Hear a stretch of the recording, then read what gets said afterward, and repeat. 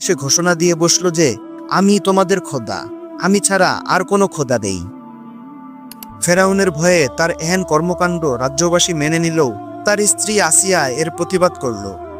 কেননা ফেরাউনের স্ত্রী আসিয়া ছিলেন একজন ঈমানদার ও এক আল্লাহে বিশ্বাসী।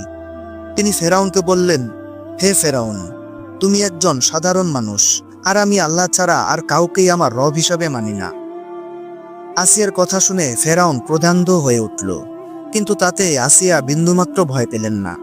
তিনি আল্লাহর কাছে প্রার্থনা করতে লাগলেন, হে আমার রব, আপনি আমাকে এই জালিমের হাত থেকে রক্ষা করুন। এদিকে এক রাতে ফেরাউন এক ভয়ঙ্কর স্বপ্ন দেখল। সে দেখল বনি ইসরায়েল থেকে এক আগুন উড়ে এসে তার পুরো সাম্রাজ্য ভস্ম করে দিচ্ছে। এ স্বপ্ন দেখে ভয় পেয়ে ফেরাউন তার রাজ্যের সকল বড় বড় স্বপ্নবিদদের ডেকে পাঠালো। তাদের কাছে সে তার স্বপ্নের ব্যাখ্যা চাইল। তখন স্বপ্নবিদরা তাকে বলল, বনি ইসরায়েলে এক শিশু